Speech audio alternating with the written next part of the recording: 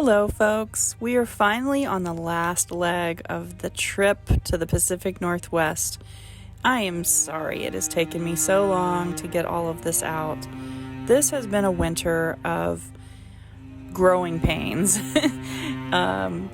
Internal growth, external growth, medical issues, compromises, emotional tug-of-wars, and many, many more blessings than anything else. Growth is never by mere chance. It is the result of forces working together. And together we rise. On this last leg of the trip to the Pacific Northwest, we come to Yosemite, our most important stop of the tour we went on, to see Adrian, my oldest son.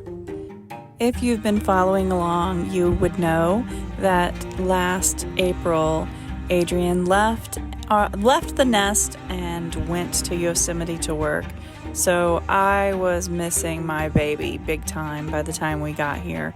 I know he's a big boy, but Mama still wanted to check him out and see how things were going in person. Came into Yosemite on Route 120 through Moccasin and then Groveland.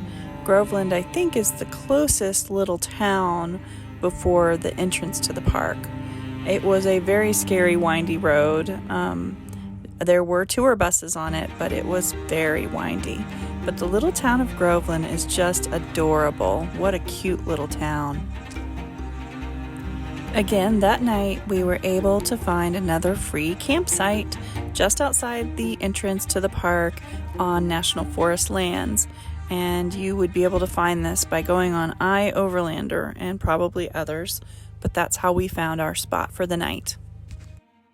Yosemite is so vast, it's mind-blowing. And going in and out, there's only so many routes, so it will be easy to get in. There's not a very good signal, so I suggest taking a paper map with you, stopping at the visitor center and getting a map of Yosemite. And once you're in Yosemite, the traffic directions are a little confusing. It's all 2 lanes of one way, so it can be a little time consuming because you have to loop all the way around once you are trying to get to another location. And there is so much traffic and so many rubberneckers. Of course, it's Yosemite. So a little about Yosemite. It is a shrine to human foresight, the strength of granite, the power of glaciers, the persistence of life, and tranquility of the high Sierras. First protected in 1864, Yosemite National Park became known for its waterfalls, but within its nearly 1,200 square miles, you can find deep valleys, grand meadows, ancient giant sequoias, and vast wilderness areas, and much more. I could go on and on about Yosemite's majestic beauty and vastness, but I will let you figure that out for yourselves. All I can say is we were there for 3 days or 4. I can't remember at this point.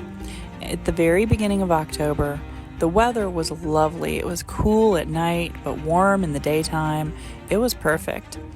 So I would suggest a fall visit, and please stay longer than we did. It could take weeks or months to explore this place, but stay as long as you can. Azul. Who is that, Azul? Who is that? Who is that, Azul? Hey, buddy. Who is it?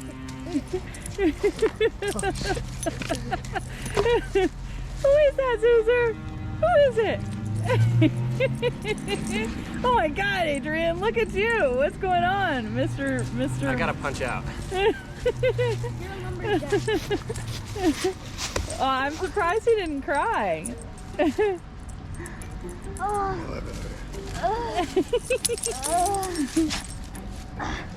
I brought something of yours.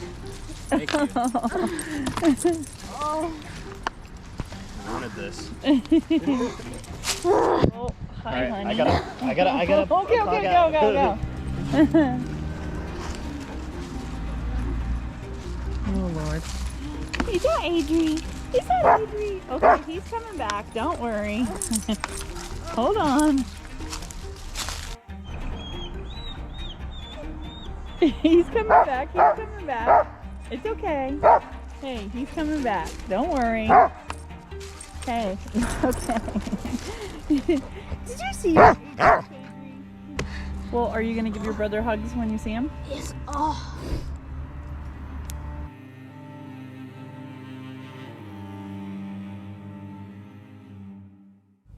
The story of Tissayak. Long ago, the first people were half human and half bird or animal. One of them went to Mono Lake and married a Mono woman named Tissayak, and made their way back to Awani. The husband, Tokeye, carried a roll of deerskin on his back and held a staff in his hand. Tissayak had a baby cradle basket in her arms and a chikele, the burden basket, on her back. They made their way over the Sierra, crossing by Tenya Lake and ending at Aweya, Mirror Lake. When the two approached Aweya, the couple got into an argument. She wanted to return to Mono Lake. During their argument, Tissayak threw the chikele at him. It turned upside down, creating basket dome. He threw the walking staff, which turned into Washington column. The creator watched this all unfold, and because he thought there was still something between the two of them, he turned them both to stone to face each other. Tokeye became North Dome, and Tissayak became Half Dome. Yosemite is a community unto itself.